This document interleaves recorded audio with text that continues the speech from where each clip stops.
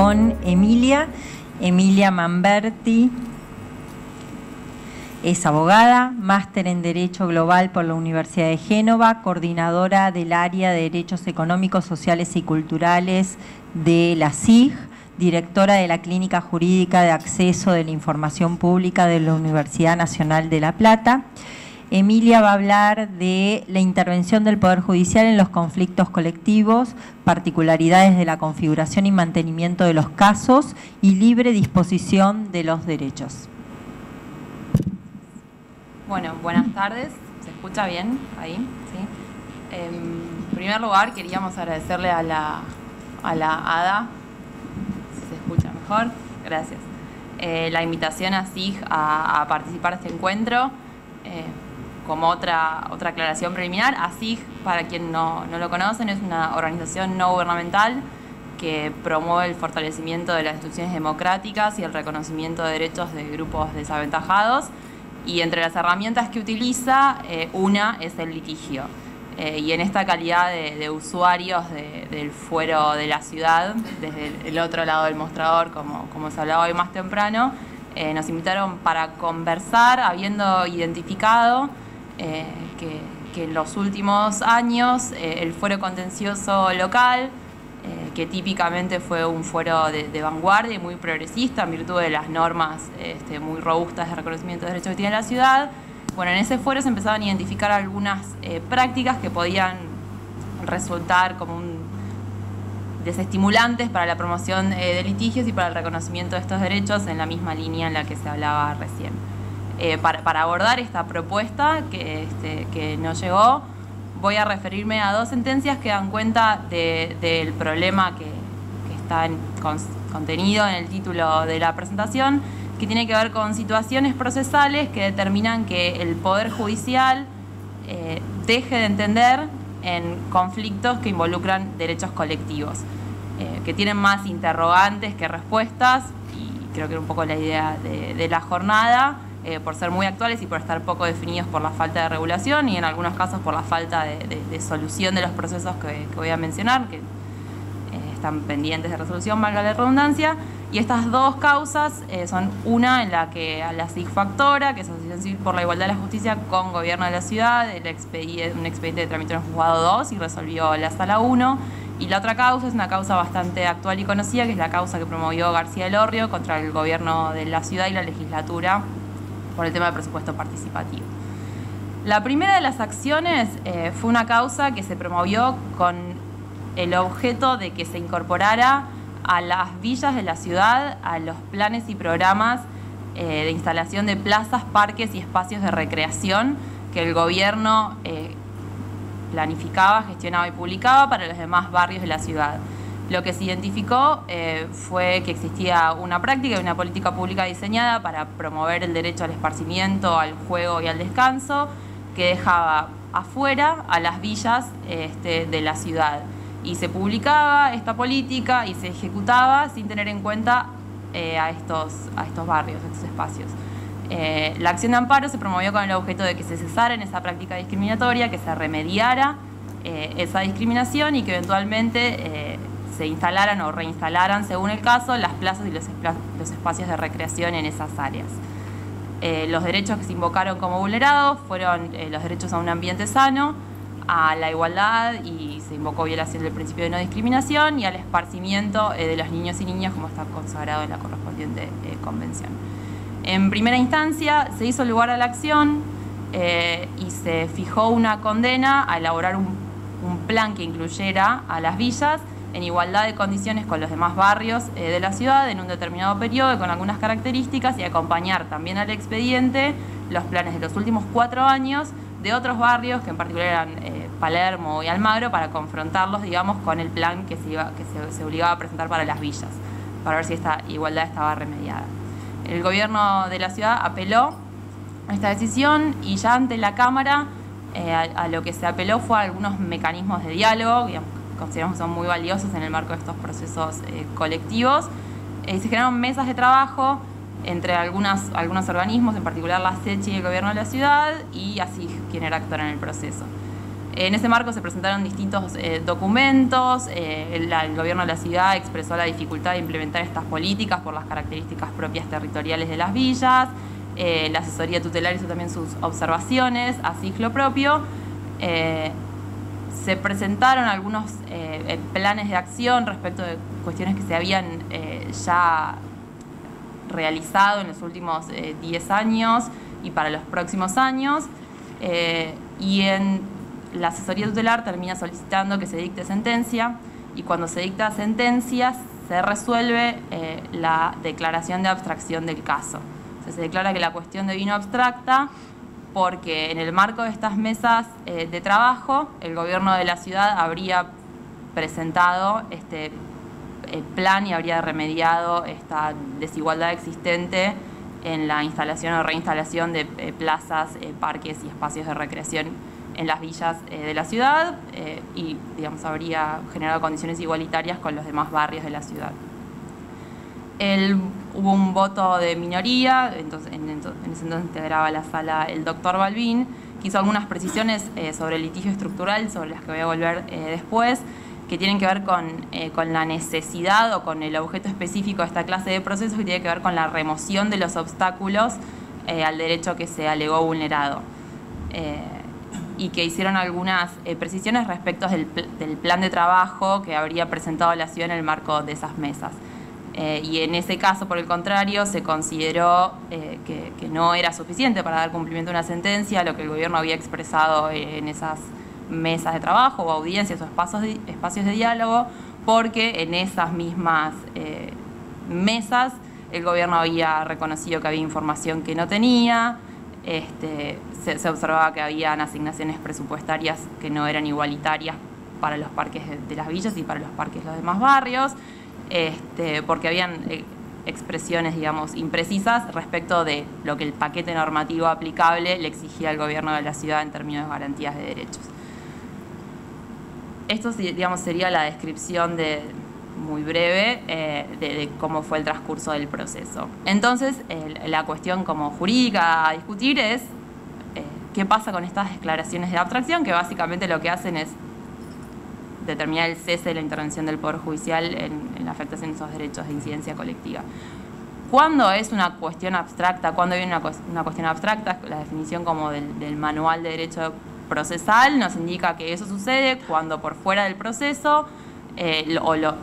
digamos, la pretensión queda remediada extraprocesalmente, porque ya no hay un agravio al derecho, porque las circunstancias de hecho cambiaron y el gravamen desapareció por fuera del proceso. Esto mismo podría pasar, por ejemplo, la misma duda se podría suscitar respecto de si la cuestión devino no abstracta con el dictado de leyes, ¿sí? No solo con la presentación de planes, sino con el dictado de leyes. El mero hecho de que un gobierno dicte una ley que refiere a un derecho que se alega vulnerado alcanza para declarar abstracta la cuestión y remediar el derecho, pareciera ser que no, y en esa línea venía alguna jurisprudencia del TCJ. ¿Qué análisis crítico se puede hacer de estas situaciones? Bueno, primero hay que tener en cuenta por qué en esta clase de procesos colectivos suele haber condenas a presentar planes, ¿sí? Primero, digamos, porque la doctrina típica estadounidense clásica siempre identificaba el litigio estructural como un litigio que rompe con la lógica procesal tradicional, porque no es retrospectivo, sino que termina enrolando a las partes, como es el caso del caso Acuña, en años de litigio y de implementación y de una visión prospectiva que involucra incluso no solo a dos partes con carácter bilateral, sino a muchos actores, ¿sí? Entonces, como por definición, esta clase de procesos van a exigir una implementación de largo plazo.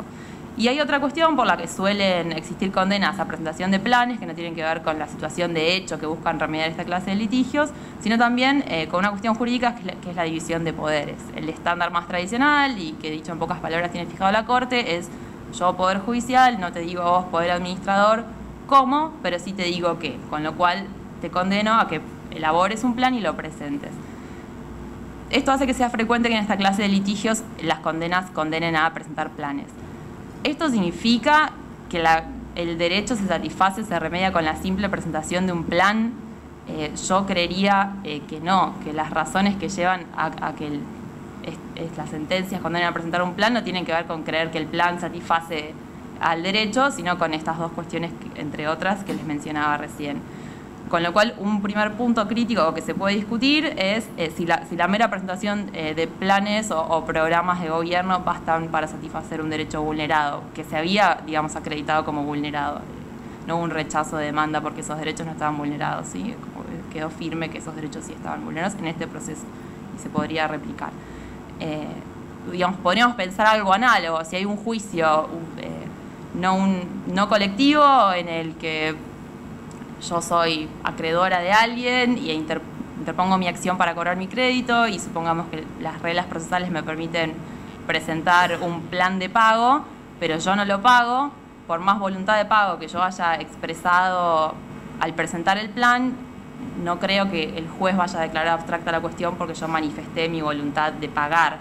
Esta voluntad de acercamiento es la que se tuvo en cuenta para declarar abstracto el caso. Y hay otra cuestión que quedó, digamos, por fuera al declarar abstracto la cuestión, que es que si bien se habían enunciado planes para villas en esas mesas de trabajo, lo que no se había hecho era una confrontación, digamos, en una decisión judicial entre los planes que se generaban para las villas y los planes que no se generaban para las villas, con lo cual uno de los principales derechos que se invocó vulnerado, que era el derecho a la igualdad, quedó sin tratamiento. Y a pesar de eso la cuestión se declaró abstracta. Otra posible manera de analizarlo es decir, ok, sí, la presentación de un plan satisface a la vulneración del derecho porque la condena de primera instancia hablaba de un plan, la actora no apeló y el plan surge de la mesa de trabajo a pesar de que la asesoría pidió que se dictara sentencia, con lo cual mucha voluntad de acuerdo no parecería haber. Y en ese caso lo que tendríamos que hacer es ver con qué estándar se analiza las propuestas que hace el Ejecutivo o la información que en general a través del proceso da el Ejecutivo para dar por satisfecho o para alegar que da por satisfecho el derecho que se alega vulnerado. ¿Qué estándar o qué carga le ponemos al Ejecutivo, incluso probatoria, para demostrar que está cumpliendo con ese derecho? De modo tal, digamos, que los mecanismos dialógicos, que lo que tienen es que colaborar para que esta clase de procesos puedan implementarse aún a pesar de su falta de regulación, no se distorsionen, digamos, porque si yo pongo mesas de trabajo en las que cualquier cosa que se diga, por más liviana que sea o no documentadas, se considere satisfactoria, el mecanismo dialógico quedaría distorsionado. Esta es otra cuestión, como si aceptásemos que la presentación de un plan basta, ¿qué estándares le ponemos a esos planes para que de verdad satisfagan derechos? Son solo cuestiones, digamos, que presento de una manera tendenciosa, porque por supuesto la actora en esta causa es la organización a la que pertenezco, pero que son de mucha actualidad y son debatibles y me parecen interesantes. La otra acción, que es aún más actual porque tiene un tema pendiente de resolución, es la causa que les comentaba de García Elorrio. Esta causa la promovió Javier García Elorrio, invocando su calidad de ciudadano y habitante de la ciudad, y demandó al gobierno de la Ciudad de Buenos Aires y a la legislatura para que proyectaran, sancionaran, promulgaran y reglamentaran una ley, ¿sí?, que diera, digamos, que vigencia real al artículo 52 de la Constitución, que consagra el carácter participativo del presupuesto y permite la participación ciudadana para la asignación de prioridades en los recursos. En primera instancia se hizo lugar a la acción contra el gobierno de la ciudad, con una sentencia que fue bastante robusta en cuanto a las obligaciones que impuso al gobierno respecto de cómo tenía que ser la participación, cómo tenía que darse publicidad, respecto de la necesidad de permitir un seguimiento de las asignaciones que se expresaban como favorables en esa participación, y el gobierno de la ciudad apeló la sentencia también, que fue el único condenado en primera instancia. La Cámara hizo lugar también, digamos, confirmó parcialmente la sentencia de primera instancia e hizo consideraciones muy profundas respecto del derecho que estaba en juego. Lo que identificó fue que existía una resolución del Poder Ejecutivo que no estaba publicada, que reglamentaba de manera satisfactoria la participación. Lo que ordenó fue publicarla, ¿sí? Porque era del año 2008, pero genial. Interpretó que como todos los años se proyectaba el presupuesto, mantenía vigencia y que el derecho quedaba suficientemente asegurado con la publicación de esa disposición. el gobierno de la ciudad interpuso su recurso de inconstitucionalidad, todo eso está aún pendiente de resolución. Y se hicieron consideraciones muy interesantes en los votos, y una especial tiene que ver con la legitimación, y eso hace que tenga que ver este caso con lo que hablamos hoy. El actor invocó, como les decía, su legitimación de ciudadano, y la Cámara explicó que la afectación de derechos políticos tiene un efecto colectivo, ¿sí? Porque no habría manera de regular la participación y que eso tuviera impacto en una sola persona, ¿sí? Entonces lo que explicó fue que más allá del derecho subjetivo a participar del actor, lo que había en juego eran derechos colectivos, ¿sí? A la participación, como consagraba el artículo 52 de la Constitución local. Entonces quedó este proceso colectivo con una sentencia de primera instancia, con una sentencia de Cámara, un recurso de inconstitucionalidad interpuesto, algunas consideraciones adicionales de uno de los votos respecto de cómo este derecho que se estaba discutiendo en este proceso era transversal y necesario para reconocer otros derechos sociales, económicos, políticos, culturales, civiles, todos de manera indirecta, y el actor se presenta y desiste de la acción y desiste del derecho. ¿Qué hacemos en un proceso colectivo en el que están en juego derechos irrenunciables, en el que hay un solo actor que no sabemos en qué, digamos, calidad representaba, digamos, cuán adecuada era su representación, en el que no hubieron estos mecanismos de opt-in, opt-out a los que se aludía recién, y el actor desiste? Todavía no sabemos qué dice el fuero, pero existen, digamos, regulaciones de distinto tenor. De hecho, algunas de las pautas, por ejemplo, del artículo 27 vetado, pueden indicar la manera de resolverlo, que tienen, digamos, no preveía específicamente el desistimiento del derecho, pero sí algunas cuestiones análogas de modos anormales de terminación del proceso, como la transacción, en las que en ese caso se preveía una vista al Ministerio Público, o podría asumir, como prevé la ley de derechos de usuarios y consumidores en Nación, podría el propio Ministerio asumir la representación, o como prevé la regla 23 de las reglas federales de procedimiento estadounidenses, hacer una nueva notificación, permitir que los casos individuales opten por salir de ese proceso, si va a transigirse o va a desistirse voluntariamente. Pero esto es una cuestión nueva porque, digamos, quizás sea una manera más sencilla de controlar el volumen de causas, promover situaciones de hecho que hagan que algunos actores desistan de sus procesos, y la falta de regulación hace que no quede, no me quiero extender más, demasiado en claro cómo seguir con esos procesos colectivos cuando los actores, que todavía no sabemos bien cómo están representando al grupo, deciden abandonarlo al proceso y al derecho. Con esas dudas termino.